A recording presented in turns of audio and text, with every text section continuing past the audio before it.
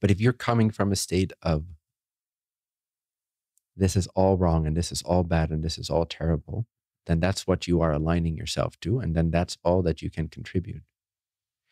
So it is ironic or paradoxical because you're in a situation that's obviously not preferred. It's not ideal. It is the manifestation of ignorance. It's the manifestation of delusion. It's the manifestation of unresolved emotions and mental delusions. So yes, it's a manifestation of everything that you could say is quote unquote wrong with our collective. However,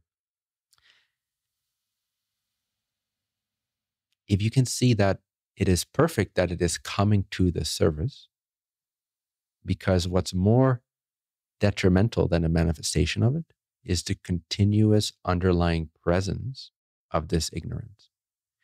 And for the majority of people to wake up, we generally need to see our unconsciousness manifested first. And so this is happening at a collective scale right now, not just in Israel, but it is speeding up all around the world. And Israel is a very tangible, momentary example of this right now. But it's not unique to those people. It's not unique to that region. And it is part and parcel of a collective sort of volcanic eruption that's happening. The magma, the lava was already building for a long time. And as Jesus said, whatever is hidden shall become manifest. In other words, nothing that is, even if it's hidden and secret and private and subtle, it will be made manifest. It will come to the surface. So in a way, from that perspective, it is perfect that it is happening, that it is occurring, that it is a demonstration of what's secretly lurking in the background. So now people have a wake-up call. They have more ability to change, to transform, to choose different realities. So the manifestation is at least perfect for giving people a clearer opportunity, a more tangible opportunity to choose different realities going forward.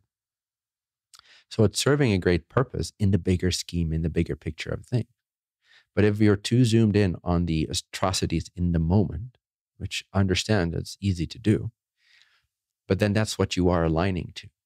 And so ironically, to be of assistance to the atrocities, you need to see them as perfect, which does not mean you won't take action. This is what people fear, and this is why it's a paradox.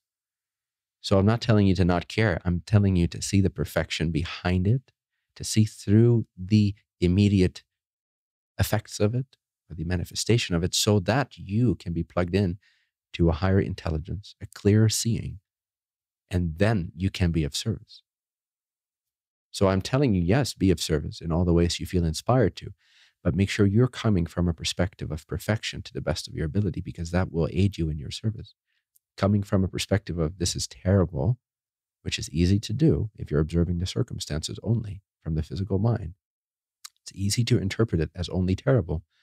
You can't be of service just as much as you would, nearly as much as you would, were you able to see and tap in to the greater overarching long-term perfection of this demonstration of our ignorance. If you can align to that, and if you can align to the divinity within it, the purposefulness behind it, the necessity of this happening, then you can be aligned to higher intelligence and you can be better of service while maintaining your own sanity and clarity of direction and not taking on any guilt that does not belong to you, not take on any responsibility that weighs you down, because why would you? That's not of service. That's just you getting swamped by the swamp, getting sucked up in the quicksand that you're trying to be of assistance to. You can't help someone drowning in quicksand by jumping in. You need to stay on the shores of stability, of clarity, of perfection, so that you can reach out with your hand or some tool or some means so that they can crawl out of the quicksand, but diving in after them passionately out of a sense of responsibility or love or honor.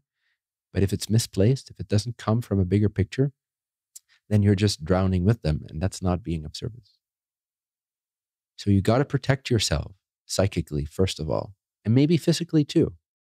I don't know, up to you.